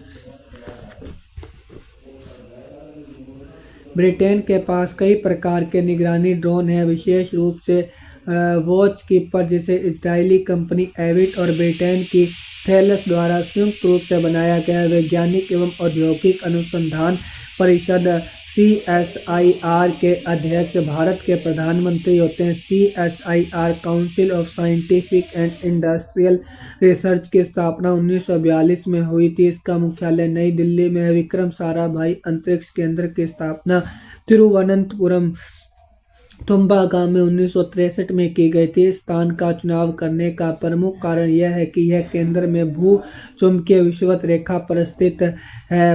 पृथ्वी पश्चिम से पूर्व की ओर घूर्णन करती है। इसी का लाभ उठाने के लिए कृत्रिम उपग्रहों को पश्चिम दिशा से पूर्वी दिशा में प्रक्षेपित किए जाते हैं। परख नली शिशु के मामले में निषेचन परख नली के अंदर होता है। इसके बाद भ्रूण को माता के गर्भ में रखा जाता है। 25 जुलाई 1978 को ग्रेट ब्रिटेन में श्रीमती लेस्ली ब्राउन ने विश्व के प्रथम परख नली शिशु लुईस ब्राउन को जन्म दिया। भारत में जन्म लेने वाले प्रथम परख नली शिशु विवादित हैं। डॉक्टर सुभाष मुखोपाध्याय के देख रेख में कानुप्रिया ने प्रथम परख नली बेबी दुर्गा का जन्म 3 अक्टूबर 1978 ईस्वी को दिया, जिसे उस समय स्वीकृति नहीं मिली। 16 अगस्त 1986 को मुंबई के KEM अस्पताल में इंदिरा हिंदुजा के देखरेख में भारत के दूसरे परख नली शिशु हर्षा का जन्म हुआ। मुखोपाध्याय के साथ हुए विवाद के कारण कुछ रिकॉर्ड हर्षा को भारत का प्रथम परख नली शिशु मानता है। इयान विलमुट, जो रोजलिंग इंस्टीट्यूट स्कॉटलैंड के वैज्ञानिक थे, ने 5 जुलाई 1996 को सर्वप्रथम एक वयस्क भेड़ से कोशिका लेकर डॉली नामक कलोन का निर्माण किया था। 1953 में सर्वप्रथम बाईपास सर्जरी का प्रयोग USA में हुआ था। 3 दिसंबर 1967 ईस्वी को हृदय का प्रथम प्रत्यारोपण दक्षिण अफ्रीका के डॉक्टर क्रिश्चियन बर्नार्ड ने किया था। कैप राउंड के हॉस्पिटल ग्रुटसुर में यह ऑपरेशन हुआ, जिसमें डेनिस डारवाल नामक 25 वर्षीय महिला का हृदय 53 वर्षीय लेविस वान को प्रत्यारोपित किया गया।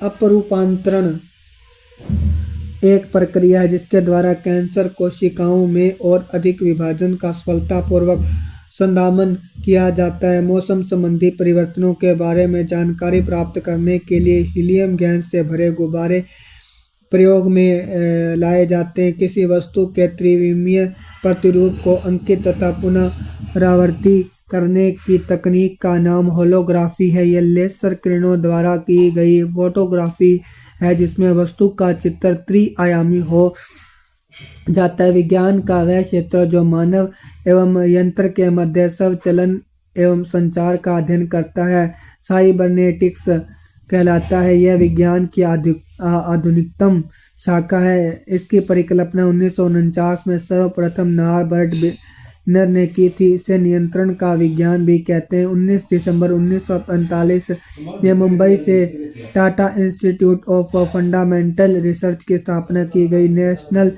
स्कूल ऑफ डिजाइन पुणे में है। न्यूट्रॉन बम, इस बम की विस्फोटक क्षमता तुलनात्मक रूप से कम होती है लेकिन विकिरण क्षमता अधिक होती है। यह पृथ्वी एवं जल में रेडियोधर्मिता फैला सकता है। टैंकों एवं बुलेट प्रूफ वाहनों को तहस नहस कर सकता है। साल्टेड बम नाभिकीय हथियारों के अनुकूल पदार्थ को बाल्ट व सोने के द्वारा साल्टेड बम तैयार किया जाता है। इसकी विशेषता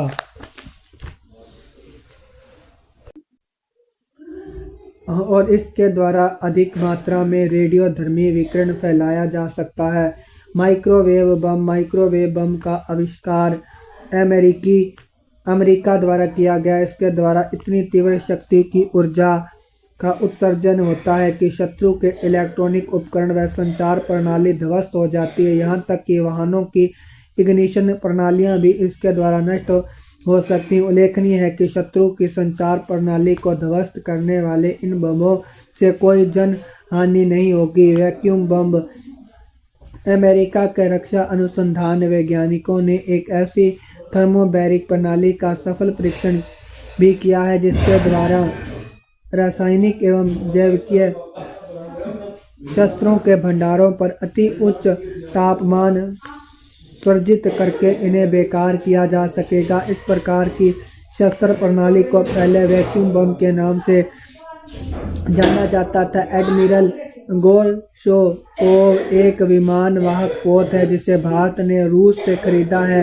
यह विमान वाहक पोत विराट का स्थान ग्रहण करेगा। यह हिंद महासागर में भारत की उपस्थिति को मजबूती प्रदान करेगा। आईसी चिप्स सिलिकॉन की बनी होती है। इसका निर्माण 1958 ईस्वी में जे.एस. किल्वी ने किया था। के कंप्यूटर जापान द्वारा विकसित सर्वाधिक तीव्रता के साथ चलने वाला कंप्यूटर है। इसकी गति 8.1 पेंटाफ्लॉप्स पर सेकंड है। सागा 220 इसरो द्वारा विकसित भारत का सर्वाधिक तेज गति से चलने वाला सुपर कंप्यूटर जिसे 2 मई 2011 को विक्रम साराभाई अंतरिक्ष केंद्र स्थित सतीश धवन सुपर कंप्यूटिंग प्रयोगशाला में स्थापित किया गया। कोरोनोग्राफ अंतरिक्ष में उठने वाले तूफानों की पूर्व जानकारी उपलब्ध कराने वाला उपकरण कोरोनोग्राफ कहलाता है। इस उपकरण की सहायता से सूर्य में 9 बड़े तूफानों का पता लगाया गया है जिन्हें कोरोनल मास इंजेक्शन कहा जाता है।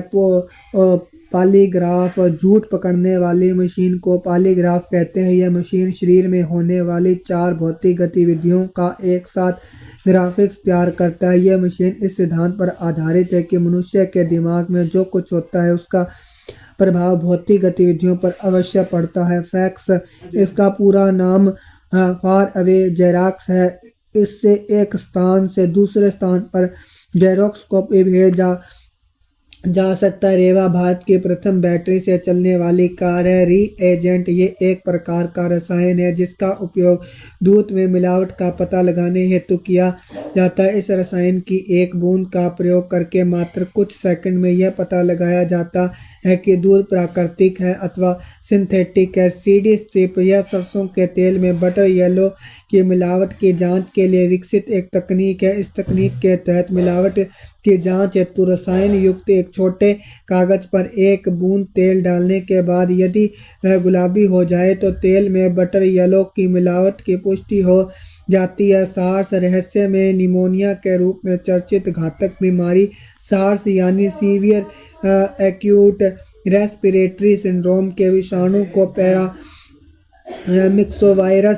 के रूप में चिन्हित किया गया जो कोरोना वायरस परिवार से संबंधित है। इसके रोगी में निमोनिया जैसे लक्षण दिखाई देते हैं। लगातार खांसी आने और सांस में तकलीफ बने रहने के कारण रोगी की मृत्यु तक हो जाती है। नेवी रेपिन वैज्ञानिकों ने एड्स ग्रस्त महिलाओं के गर्भ शिशु को इस जानलेवा बीमारी से सुरक्षित रखने के लिए एक सस्ती दवा नेविरेपिन का विकास किया है। इस दवा की मात्र 2 खुराकों से ही प्रति वर्ष लाखों शिशुओं को एड्स बीमारी से बचाया जा सकता है। शिशु को यह दवा 18 माह की आयु तक दी जाती है। अमेरिकी बहुराष्ट्रीय कंपनी मोनोसांटो ने कृषि जगत में विकास के लिए कीट प्रतिरोधी क्षमता वाले कपास का बीज तैयार किया। उसने बैसिलस thuringiensis बीटी जीवाणुओं को इसके लिए कपास में अंकुरित किया। इस बायोटेक्नोलॉजिकल रिसर्च की मदद से आलू, टमाटर तथा सरसों के कीट प्रतिरोधी बीज तैयार कर लिए गए हैं। हाइब्रिडोमा तकनीक का विकास 1975 ईस्वी में डॉक्टर मिलस्टोन कोसलर एवं जर्मे द्वारा किया गया। इस तकनीक द्वारा एक कॉलोनी प्रतिरक्षियों का वाणिज्यिक उत्पादन किया जाता है। टर्मिनेटर बीज जेनेटिक इंजीनियरों द्वारा तैयार किया गया ऐसा बीज है जिनके अंकुरण से पौधे तो तैयार होते हैं किंतु उनसे अंकुलक्षण बीज का उत्पादन नहीं होता है। इको मार्क उन भारतीय उत्पादों को दिया जाता है जो पर्यावरण के लिए अनुकूल होते हैं। यह भारत सरकार के पर्यावरण एवं वन मंत्रालय द्वारा दिया जाता है। टेस्ट ट्यूब बेबी तकनीक के जनक प्रोफेसर सर रॉबर्ट एडवर्ड्स 1925 से 2013 थे, जिन्होंने कैम्ब्रिज विश्वविद्यालय के एक प्रयोगशाला में 1968 ईस्वी में इस तकनीक का आविष्कार किया था। तत्पश्चात 1978 ईस्वी में इनके निरंतर प्रयासों के फलस्वरूप ओल्ड हेड जनरल अस्पताल में लुइस ब्राउन नामक प्रथम टेस्ट ट्यूब बेबी का जन्म संभव हुआ। इसके लिए एडवर्ड्स को 2010 ईस्वी में चिकित्सा के क्षेत्र में नोबेल पुरस्कार से सम्मानित किया गया। डॉक्टरों द्वारा प्रयुक्त होने वाला स्टेथोस्कोप, जिसे आला भी कहते हैं, ध्वनि तरंगों के अध्यारोपण के सिद्धांत पर कार्य करता है। इस यंत्र के माध्यम से डॉक्टर हृदय एवं फेफड़ों के रोगों की पहचान करते हैं। भारतीय अंतरिक्ष प्रोग्रामों के कार्यान्वयन का सही कालानुक्रम इस प्रकार है। TERLS प्रोग्राम 1974 ईस्वी, satellite instruction television experiment SITE programme अगस्त 1975 ईस्वी में अमेरिका उपग्रह ATS-6 की सहायता से संचालित हुआ। Satellite telecommunication experiment project STEP program का कार्यान्वयन इसरो तथा डाक तार विभाग ने फ्रांस, जर्मनी के सिम्फोनिया उपग्रह के सहयोग से 1977 से 1979 तक किया। Ariane passenger payload experiment APPLE Bharat का प्रथम भूस्थिर प्रायोगिक संचार उपग्रह था, जिसे 19 जून 1981 ईस्वी को प्रक्षेपित किया गया था। स्टेम सेलों का अनुसंधान बहुत महत्वपूर्ण है क्योंकि स्टेम सेल में एक महत्वपूर्ण भ्रूण के निर्माण की वृहद क्षमता निहित है। इससे विभिन्न रोगों के निजात में सहायता मिलती है। स्टेम कोशिका संबंधी अनुसंधान में मधुमेह, अल्जाइमर रोग, पार्किंसन रोग, ल्यूकेमिया, हेपेटाइटिस, पक्षाघात और हृदय रोग आदि से पीड़ित लोगों के लिए आशा की नई किरण दिखाई देने लगी है। ऑप्टिकल फाइबर प्रकाशित तंतुपूर्ण आंतरिक परावर्तन के सिद्धांत पर आधारित एक ऐसी युक्ति है जिसके द्वारा प्रकाश के सिग्नल को इसकी तीव्रता में बिना क्षय हुए एक स्थान से दूसरे स्थान तक स्थानांतरित किया जा सकता है। ऑप्टिकल फाइबर क्वार्ट्ज कांच के बहुत लंबे तथा पतले हजारों रेशों से मिलकर बना होता है। प्रत्येक रेशे की मोटाई लगभग 10⁻⁴ सेंटीमीटर होती है। रेफ्रिजरेटर में खाद्य पदार्थ ताज़ा रखने हेतु सुरक्षित तापमान 4 डिग्री सेल्सियस है। अमेरिका के एफ लेबी को रेडियो कार्बन प्रणाली के आविष्कार का श्रेय है, जिसने सर्वप्रथम 1949 ईस्वी में कार्बन पर अ,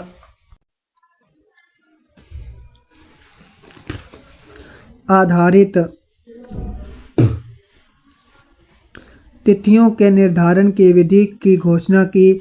फिर रेडियो कार्बन का अर्थ कार्बन 14 की विघटन प्रक्रिया से संबंध रखता है। व्यक्तियों की जेनेटिक स्तर पर पहचान इस्तेमाल तकनीक को ही एन फिंगरप्रिंट अथवा डीएनए प्रोफाइलिंग कहते हैं। डीएनए प्रोफाइलिंग टेक्नोलॉजी से जले हुए अथवा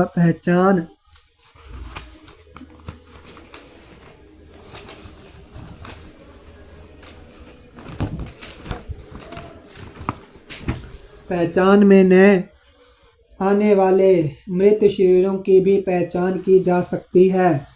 डीएनए प्रोफाइलिंग के लिए मुख्य रूप से जैविकीय नमूने की जरूरत पड़ती है। जैविकीय नमूने में खून के धब्बे, जड़ सहित बाल का टुकड़ा, वीर्य, त्वचा कोशिकाएं, मुंह पर रखा कपड़ा, लार, अस्थि मज्जा अथवा किसी ऊतक की कोशिकाएं शामिल की जा सकती हैं। ज्ञातव्य है कि डीएनए फिंगरप्रिंट का विकास सबसे पहली बार 1984 में ब्रिटिश वैज्ञानिक यालेक जेफरी ने किया था। रडार का प्रयोग रेडियो तरंगों द्वारा वस्तुओं की उपस्थिति और स्थिति ज्ञात करने के लिए किया जाता है। इसके द्वारा यह भी पता लगाया जा सकता है कि वायुयान की गति तथा दिशा की क्या स्थिति है। विश्व का प्रथम ताप ऊष्मीय विलवणीकरण संयंत्र भारत के लक्षद्वीप की राजधानी कवारत्ती में संस्थापित किया गया है। यह प्रतिदिन 1 लाख लीटर लवण जल का उत्पादन करेगा। कैसिनी नासा द्वारा शनि एवं उसके उपग्रहों के अध्ययन हेतु प्रक्षेपित रोबोटिक अंतरिक्ष यान है। अंतर्राष्ट्रीय ताप नाभिकीय प्रायोगिक reactor, international thermonuclear experimental reactor संलयन ऊर्जा की संभावनाओं को प्रदर्शित करने हेतु संयुक्त अंतर्राष्ट्रीय अनुसंधान एवं विकास परियोजना। इस परियोजना में यूरोपीय संघ, जापान, चीन, भारत, दक्षिण कोरिया, रूसी संघ एवं संयुक्त राज्य अमेरिका की सहभागिता है। यह परियोजना दक्षिण फ्रांस के कद्रास नगर में है। राष्ट्रीय अंटार्कटिक एवं महासागर अनुसंधान संस्थान NCAOR गोवा ने हिमालय में काफी ऊंचाई पर एक अनुसंधान केंद्र, ध्रुवीय एवं क्रायोस्फीयर रिसर्च PACER स्थापित किया, जिसे हिमांश कहा गया। यह 1350 फीट 4000 मीटर से अधिक से ऊपर स्पीति, हिमाचल प्रदेश में एक सुदूर स्थान पर स्थित है।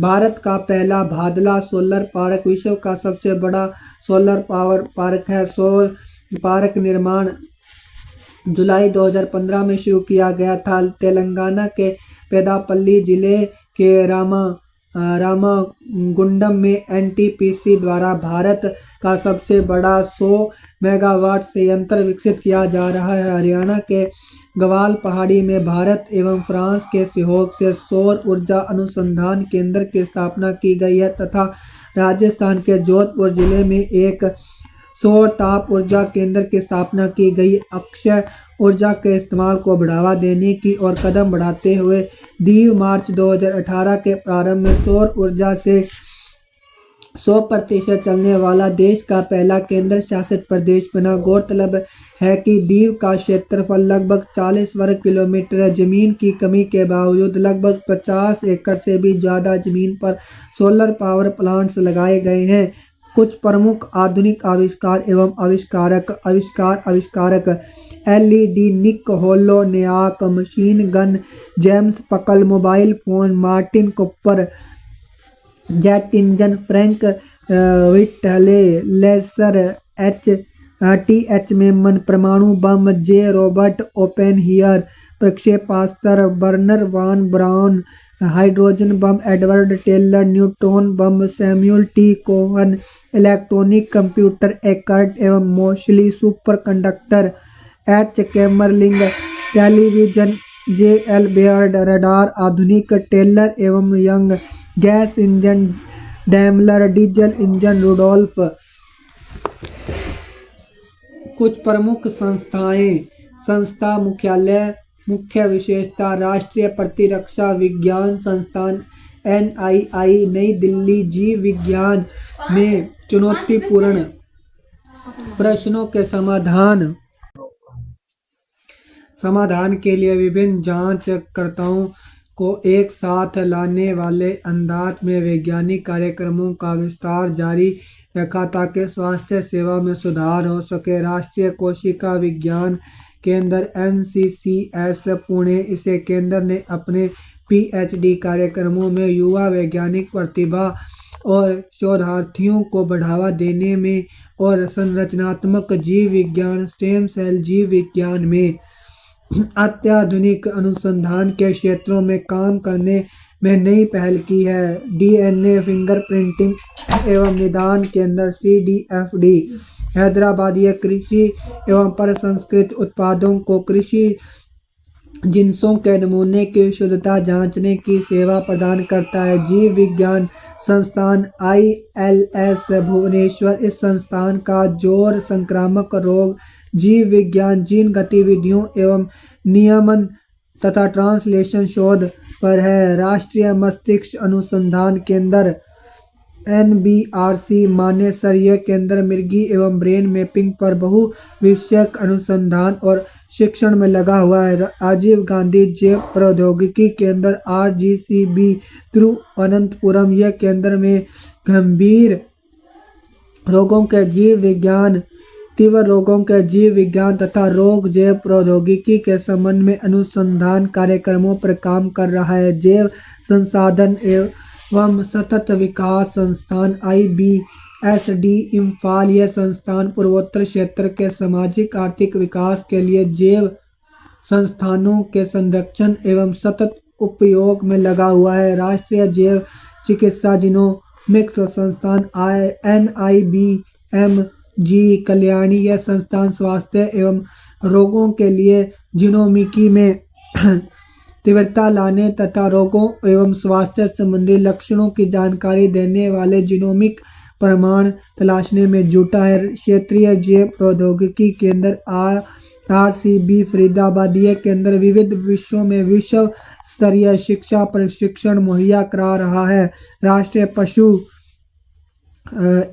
जैव प्रौद्योगिकी संस्थान NIAB, हैदराबाद। इस संस्थान ने संक्रामक रोगों brucellosis, theileriosis, babesiosis, Newcastle disease virus, NDV, leptospirosis, toxoplasmosis, mastitis, peste des petits ruminants virus PPR तथा foot and mouth disease FMD पर तथा इन रोगों के निदान व रोकथाम के नए तरीके विकसित करने पर पहल की है। राष्ट्रीय कृषि खाद्य जैव प्रौद्योगिकी संस्थान नाबी, मोहाली। यह केंद्र उसी स्थान पर बायोटेक का क्लस्टर बनाने के लिए अनुसंधान कार्यक्रमों व प्रौद्योगिकियों में जुटा है।